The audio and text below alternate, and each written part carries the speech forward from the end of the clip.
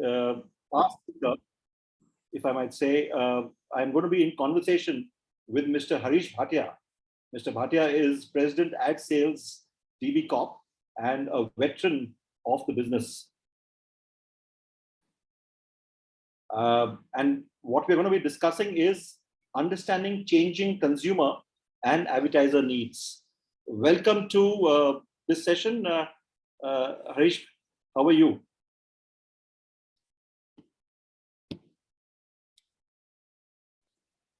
You need to unmute yourself. Yeah, I'm done. Thank you very much, Pradyuman. It's a pleasure meeting you after a long time, and I'm good by the grace of God. So last 2 years, I think, have been one of the most learning years of our life.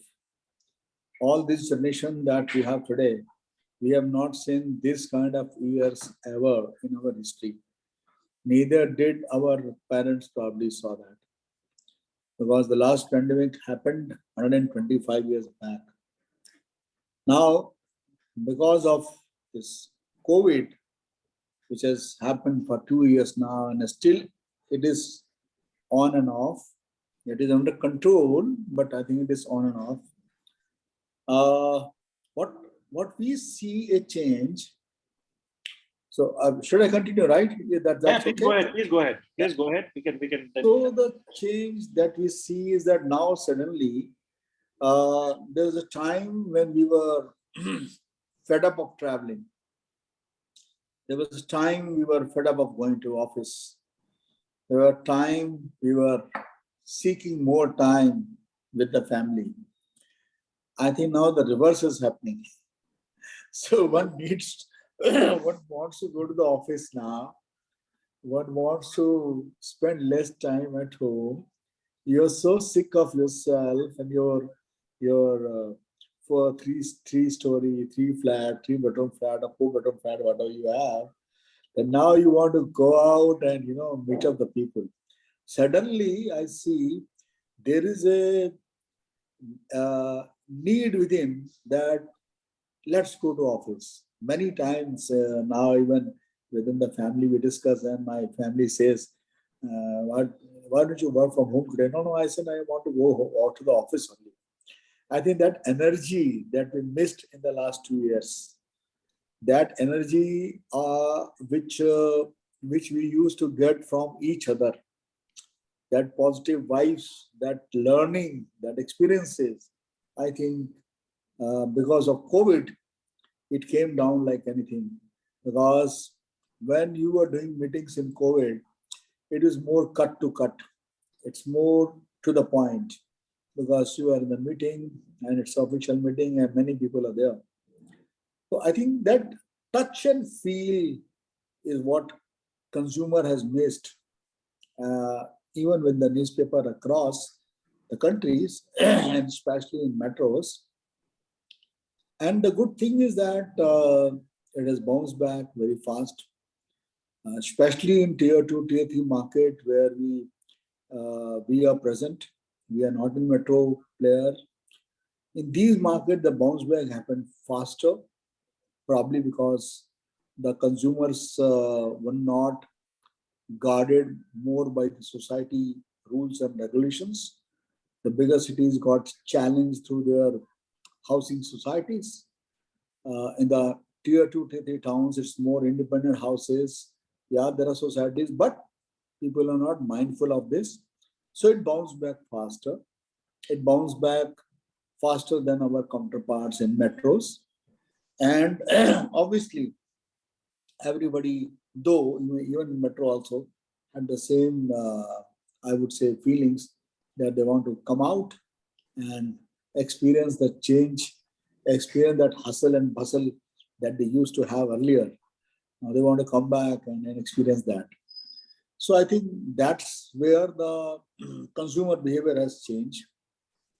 Of course, it has become fragmented also. I would say that now a lot of people, especially in metro towns, have shifted to devices and watching or seeing newspaper on the device, or even the shift in television from natural programming to OTT platforms. And of course, a lot of new things have come up. A lot of podcast businesses are happening. A lot of people experiencing good stories, good things coming out in the podcast. So a lot of things have changed there. From the advertisers' point of view, and that we have seen in our markets and in other markets also, advertisers is obviously looking for more ROI. He wants a better ROI. He wants a better, data to understand what's going on. And the positive thing that has happened because of COVID is that his trust on the print media has gone up like anything. This is a research done by Harvard, where they say the print media is the most trusted medium, around 88%. And the sole reason for that has been that whatever has happened in the last 2 years, yes, digital is happening, social media is happening, but it is also at the same point of time not monitored or not controlled or not filtered, whether it is right or wrong. So that has gone against them. Comparatively, the newspaper have, I would say, earned their respect. They have earned back their maybe a lost sense of importance, because people realize that finally, for checking out the correct information, the news or knowledge about their city or country or whatever, it was the newspaper which they have to rely on. So while advertiser is looking for ROI, better ROI, he is also understood that the importance of newspaper is very high at this point of time, and that because it's the most trusted medium, and so much trusted medium that even the social media companies, big tech companies, they are also coming on the print media and clarifying to the people that how they are trying to filter the news, how they are trying to keep their data safe, how they are trying to ensure that your privacy is not compromised. So all these things have brought focus back on the print, and which I think is a very good opportunity for us, especially in tier 2, tier 3 town, where we see it's very happening as a category. And we see that a lot of people who tried earlier other mediums, they have come back. Harrish, I'm going to interrupt you now. You in your opening remarks, you mentioned about the fact that print is alive and kicking in tier 2, tier 3 towns. Now, are we clearly saying that tier 1 cities, it's not happening as well as it should? Day before yesterday, we had a session, the CEO's panel, and where there was a remark made by Dr. Bhaskar, that the main paper in a city like Mumbai, the main English paper, has just 14 pages. And if the number of pages is an indicator of the health of the sector, clearly, it's not the good times. What's your view? Are we saying that yes, newspapers are doing well in tier 2 and tier 3 cities, but not so good in the metros and the mega cities? Comparatively, yes. And that is evident from the data. That is evident from the kind of work that tier 2, tier 3 cities have done. Whether it is a bouncing back of, I would say, basic circulation, whether it is doing a lot of innovations which are happening, whether it is creating bigger days, bigger ideas for the clients, yes, it is. I would say that it is. There is a difference. And you can't blame anybody. It's not that our counterparts have not worked towards it. It's only that metro towns, the consumer behavior is a little different compared to tier 3, tier 2 towns. Now, in tier 3 towns, they still work from the life happens from 9:30, 10 onwards. And maybe if I'm right to say, it will be 10:30, 11 when the work starts really. Whereas in the metro town, the life starts at 7:38. So that time difference is always there. Plus, the adoption of technology is always higher in metro towns. So obviously, and third, I said, tier 2, tier 3 towns are more connected compared to metro towns. In metro towns, I may not even see my neighbor maybe week or 2 weeks, or I meet him or say hi. But in the tier 2, tier towns, I see my neighbor every day. I had a habit of chatting with him every day. I used to, go around with him very often. So all these factors obviously have helped in bouncing back better in these towns compared to metros. So I would say yes. Now tell me, in terms of, you spoke about innovation and the various new things that you all are doing. Now, do you find that in this entire post-COVID scenario, and even while COVID was raging, the advertiser has become a lot more demanding and perhaps asking for more bang for the buck in terms of innovations and newer things in publications? See, there are two ways to look at life. One is that, yes, the advertiser, if you bring anything new, it really re-energized your own system also. So at one point of time, he is also looking for something to happen, something where you can create some kind of excitement. And other point of view, it also becomes huge talking point. When last 2 years were so, people were so engrossed in many other things. Now suddenly when the things are getting opened up and you also bring newness or re-energize your way of functioning, it definitely adds to a lot of excitement in the category. So that newness which we bought from various ideas, that really helped us. So one of the things that I would like to mention here is that 1 year back, when the COVID was almost at its peak, we realized that a lot of advertisers are want, while the number of copies are bouncing back to 85-90%. I'm talking 1 year back, but a lot of people are looking forward to. So, what is my competition doing, and how can I be seen at par with him?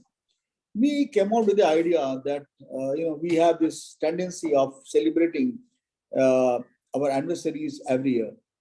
So we said, okay, this time let's make anniversary a big event, a big event. In COVID times, nobody, like you said, the number of pages have gone down to 14, 17. So we came out with the idea, let's make anniversary big. And first anniversary that we made really big, which became huge talking point, was Indore, where we came out with a newspaper of more than 100 pages. And that really... Yeah, and these blockbuster editions are not just a feature in in the leading daily like Dainik Bhaskar. I've seen communiques from other publications as well, which are not perhaps the number 1 or number 2, perhaps number 3, which have also done fairly well. So it's a clear thing that publications in your part of the world are innovating. Is this the same for instance, Divya Bhaskar, and what is it in other regional publications across the country?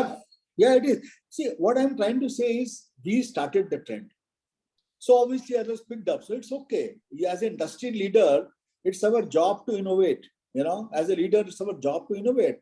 And when others pick up, it's good. Because when many people do the same thing, it becomes a viral, it becomes a common culture, it becomes a thing which needs to be celebrated. So we are very happy that after we started, others people have also started. Not only in tier 2, tier 3 town, but also in metro, some of the metro towns, some tried. So it's good, I think. So that way it really helped the industry, I would say, overall.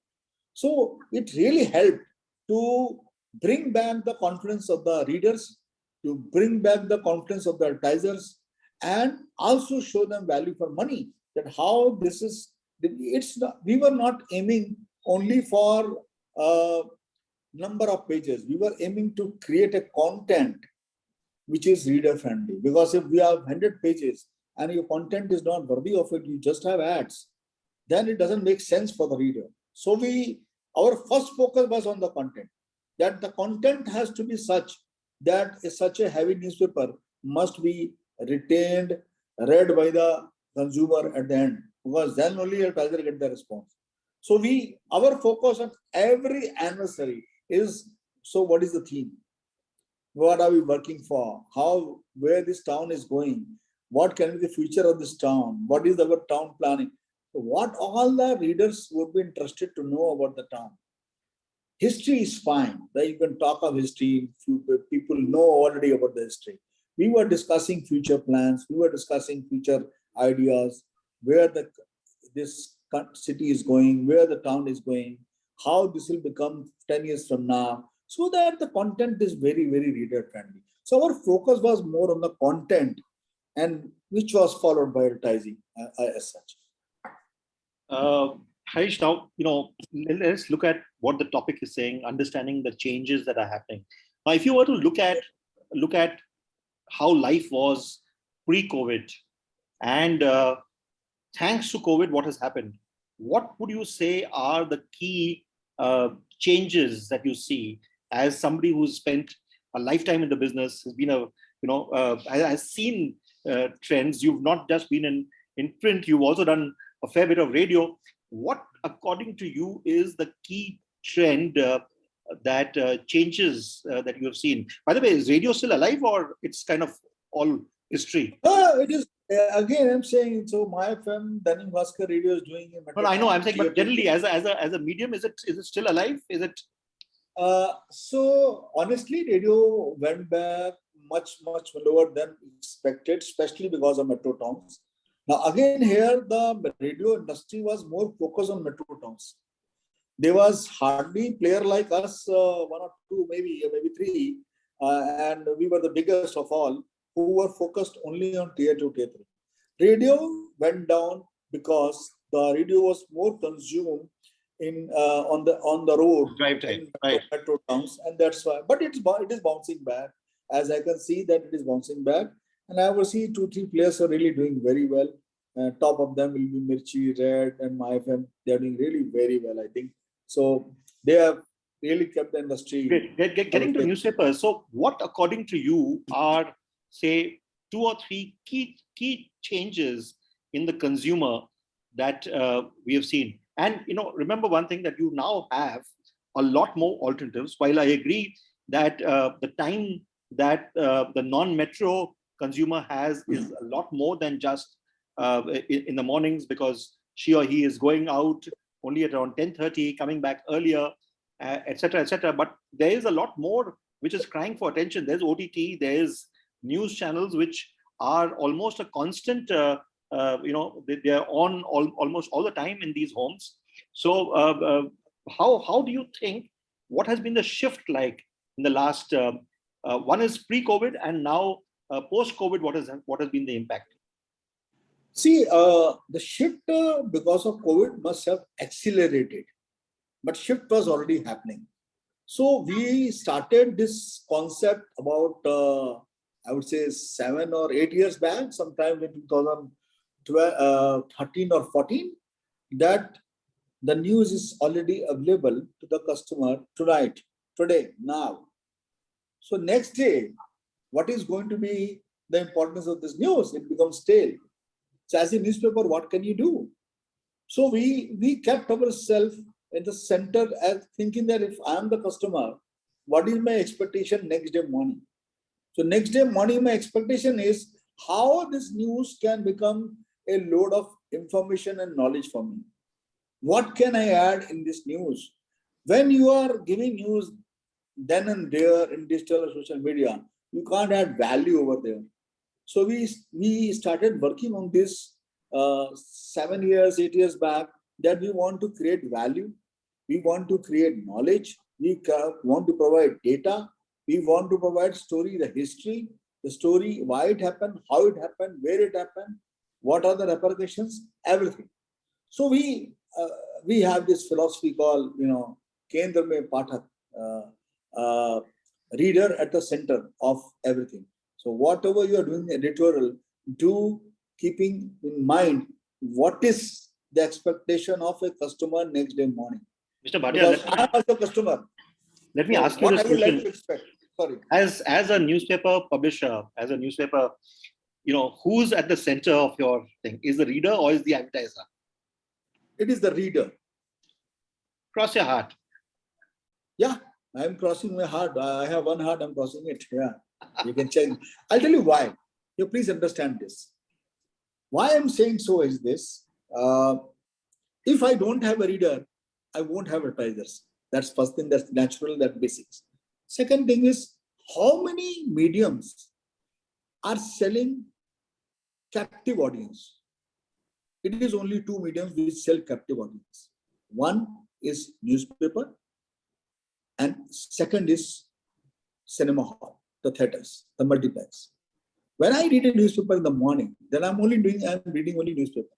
I'm doing nothing else. But when I'm going to cinema hall also, I'm doing the same thing. There is no other medium which can stand up and say I'm selling captive audience. If I'm watching a TV, I have a remote in my hand. If I'm listening to a radio, I can tune out. But when I'm reading in the morning, my mind is fresh. I'm looking forward to the information, what's happening around me, my life. And my entire focus is on that newspaper. So, and sorry, we are slightly running out of time. So I'm going to ask you about advertiser. How has the advertiser changed? Is the advertiser a lot more demanding than it was earlier? Definitely, advertiser is demanding. Advertiser was always demanding, I would say. He has become more demanding because obviously there are constraints on his top line and bottom line also. But that was, I would say, 6 months back. Now, in the last 6 months, I would say, today also I'm in Jaipur meeting the clients, just had meeting in the morning, and I've been traveling around. I see that a lot of advertisers are very hopeful of bouncing back normally. And many have already bounced back, like real estate category has bounced back by more than 100%. They are seeing the peak of 213 and 14. I met the education client. They are already saying we are already 70-80% of our admissions, and we are very positive that this year will cross the levels of 2019. So the positivity is there. Now, expectation from the publisher like us is that how we can create more value for them, how we can help them grow, how we can help them fill the gap that they have experienced over a period of time. So his expectation is support me more, create some more value for me, using your power, using your captive audience, using your brand. Please help us to support it. So definitely he's looking at ROI, but he's not looking at ROI in terms of price alone. He's looking at ROI in terms of what value creation we can do for it. And other values the volumes may be there. Are the values back in terms of what you make for column centimeter? I have really not seen this quarter data which ended today. I will see later of the day, but I can tell you that the values, I would say we are almost first quarter will be plus minus 5% or maybe at par. And the volumes also, I would say certain categories have bounced back. Certain categories got postponed, like education because of the result, exams and all that. So they will bounce back in the Q2 quarter. So Q1 will be at par or maybe plus minus 5%, and Q2 will be much, much bigger than Q1. So yes, volume and value both are bouncing back, and they are seeing better levels and almost as same level as 2019.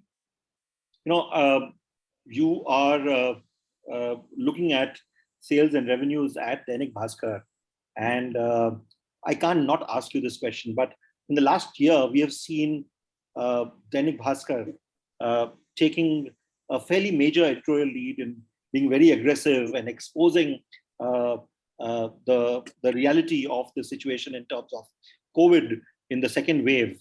Now, as somebody who's selling space, so to say, does that, do you get up every morning and say, gosh, what have the editorial people done? Now I'm going to lose, X amount of business? Let me answer you in two parts. Part one, that you asked me, who is your center of attention? So here is the answer you are giving, right? My center of attention is reader. Now, the part two, that you're saying that, oh, what have you done? Actually, I see this as a strength, that when you come out with the facts, when you come out with the truth, in the long run, the truth prevails. In the short term, there may be sometimes some glitches here and there. But I think the reader ultimately appreciates what you are bringing out and why you are telling the story which nobody has told. So we have to see that this was always a challenge between business side and the editorial side. You will do something and that will hurt us, and this will keep on going. This is a never ending this thing. But I think the fact about the matter is that because you have got the attention of readers, because the traction of readers is very high, so it is good to continue like this. And we are already on this task, and we are further improving ourselves post-COVID also, how we can add more value so that the reader continues to get why he comes to us. Okay. Thanks. Tell me what's happening on IRS. This is a question that has been asked by somebody. Are we going to see an IRS at all? Because clearly the COVID, the pandemic ensured that it couldn't be conducted. But how do you use? Frankly, if you ask me, I really have no clue right now. I'm really not in touch with that, and because there are so many things happening already, so I have not been in touch with this part of your question. I'm really sorry for that. I'll get back to you in case you need to. But it obviously means that you are able to manage life without IRS, without measurement. So the thing here is that IRS does matter. First of all, it is not that it doesn't matter. The second thing is that does it matter for a very short time or long time? In the short time, people were aware what's happening around them. People are aware what's going on, and it's not that IRS is the only way to prove to the advertisers that where do you stand. There are many other ways to prove it. So we are doing our job well that way, and we are not saying IRS should not come. IRS should come. We respect the body; it's an industry body, but we are doing away without IRS right now. But we would definitely need it in the future. Right. We have a question from the audience which says, people do not have time to spend too much time on media and rationing the time between different avenues to be connected. Is it right to say that decline in pagination and readership is inevitable? What is best to keep it the least, and how to look at other opportunities in parallel? So my reply to this is very simple. As I said earlier, it is the content that matters. And I said, keeping reader in the center of everything. And you see any medium, whether it is a TV or a radio or even print or whatever, it is the content that matters. So our focus is on the content. And if we have content, if we have information, if we have knowledge, which we have something which you have not seen in other places, you will definitely hold on to this place. Without the content, you will hold on to nothing as such. So we are very clear on that. There is a question which is, in changing times, advertorial, that is paid content or promotional features, is also considered as a lot of information. But reader is not ready to accept that as information which he needs. Any suggestion to manage this? So as a policy, when we come out with features, we clearly write that this is the feature, but we also ensure that features have knowledge, have information which is reader friendly. Otherwise, it becomes a blind spot for the reader. We don't want to make this blind spot, and we are very focused on providing features, but they have information or knowledge. So though it's not very high in numbers in this part of the country, but it has all the information which is useful for the reader. We have 4 minutes left. A few closing remarks from you. First of all, are you bullish about the future? Are things? If let me ask Mr. Harrish Bhatia this question: If you were given an opportunity, all over again to go back say, to the beginning of your career, would you still get into the newspaper business? I would like to expand further.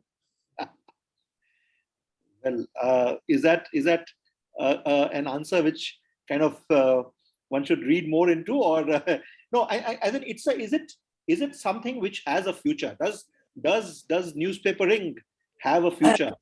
So I don't know. Recently, also there's one report which I read 2-3 days back. It is only some parts of the world where newspaper is growing, and India is one of it at the top. This research was done by some, I think, Harvard. PwC, I think PwC had a thing where. Correct. So newspaper in India have a longer shelf life, I would say, and especially in tier 2, tier 3, they have still more life because of the culture that we have, because of the different way of living that we have. They have yet not become metros. The time is there, so I think it will continue to make sense for them. But most importantly, what is important is that as a reader, as a newspaper, are we relevant? Are we changing to become relevant? If we are relevant, then come what may. NYT today is also relevant. NYT is today one of the biggest newspaper in the world, also digital newspaper, but physical is also there. So if you continue to be relevant, I think you will have a life. You become irrelevant, then you don't have life for anywhere and anything.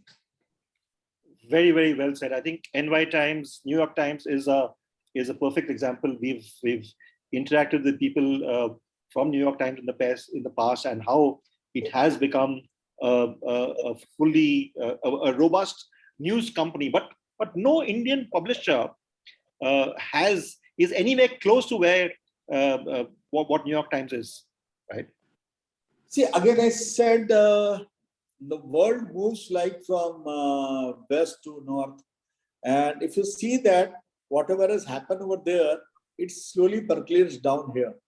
They become IT savvy. Maybe Google came in 1998, but Google picked up in India in post 2000, right? So it takes time maybe, but I am sure that it is heading towards in that direction. And why I'm saying so is that I'm not only taking the example of newspaper, but I'm also seeing a TV. If you see OTT platforms, the kind of content the Indian programmers are giving you, the Indian production houses are giving you, is unbelievable. It is unbelievable. So I think it is ultimately the content which will prevail in the long run. And content is evolving. It is becoming very, very big. And India is seeing that change. And that consumption is also showing you the results. On that note, I must thank Mr. Harrish Bhatia for being as candid as one can get in these. It's a short session, and obviously he is